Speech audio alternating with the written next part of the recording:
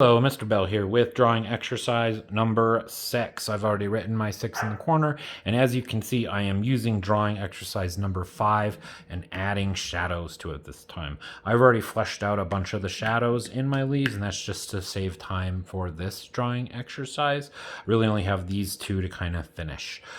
So hopefully this will take me about 5 minutes. Okay, so light source is here. I already picked it. I picked it with drawing exercise number 5.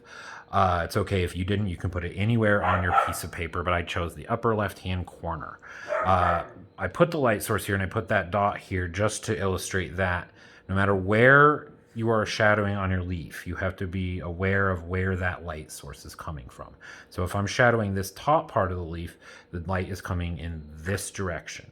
If I'm shadowing down here, the light is coming this direction, right? So I don't want to shadow this top part of the leaf the same way I shadow this because it won't look natural. If I'm shadowing like the light source is coming here, then I'm dealing with two different light sources.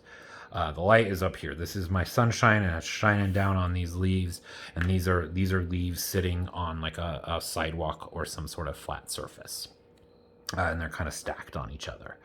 So for this leaf, the light shines right there at this top. I'm going to do this part first. So the light would shine on this part of the leaf, but as it curves in towards the stem part of it, the light will start to be blocked here, and then there will be shadow on the inside of this.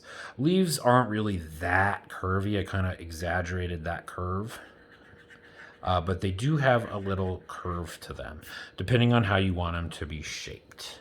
This is kind of, we've already had the shape in the outside of the leaves, and we know where that middle part is, but this shadow is kind of showing where those bumps in the leaves really are. So I'm going to add just a little bit of graphite to this guy, kind of in the middle, keeping it on this side of the line, as I am not dealing with shadowing this part at all right now.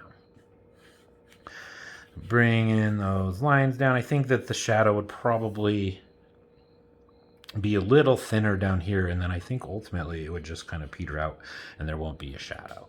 So I'm going to take my good old finger, just like I did in the last exercise, and I'm going to smooth out that shadow all the way to the bottom.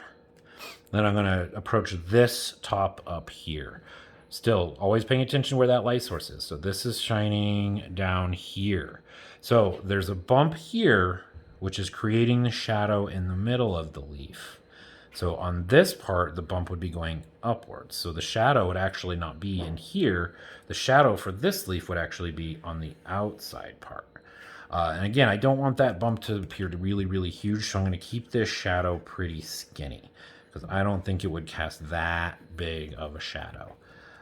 Going back to my light source, looking here. So yeah, I think at this point, because the leaf's fatter, maybe this bump is bigger. So I'm going to bring this shadow out just a little bit. But as it gets skinnier down here, I think that bump would get smaller until, again, it kind of basically just ends. Take my good old finger, give it a gold smudgeroo. And blend it in there. And then as I'm doing this, I'm going to start killing the lines that I already made. Those crisp lines that I drew for the outlines of these. So I think I want those outlines for this drawing. So I'm going to go over those lines that I'm blending. Just because I don't like how this appears to kind of be the same thing without this line. You don't have to do this if you don't want to, but I want to be a little bit of a stickler with those lines.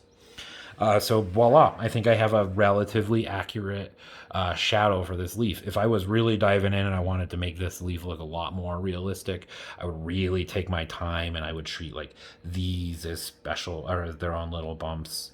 And I would get a lot more detailed with those shadows. But for this exercise, you get the general idea. We're just kind of putting where those shadows, like the general idea of where those shadows would be. They do not have to be perfect. I'm going to go ahead and do this one really quick. I'm going to just do it very, very quickly, though, and I'm not really going to explain myself as I do. I will say, remember, light source shining this way, so this leaf is going to be very differently shadowed than this one, perhaps. We'll have to see. So, shadow would be right around here. Actually, looking at that, nope. Shadow would be starting around here, bringing it down.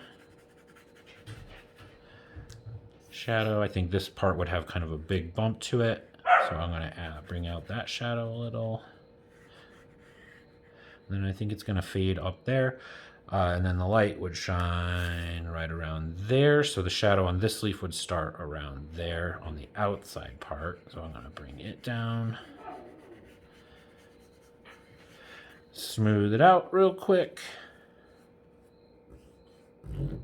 And voila, a relatively good shadowed leaf set. Try your hardest on this. This is a whole lot more difficult than it seems. I've been doing this for years and I'm still looking at this and thinking, hey, I could do a lot better than that. But we're really just practicing for this, right? It's not super important that this works out perfect. I know that if I went back and started really going in for details on these leaves, I could make them look super realistic. But for time purposes and for this fact that being this just an exercise, doesn't have to be perfect. Remember that, okay? Thanks, guys, and I will see you soon.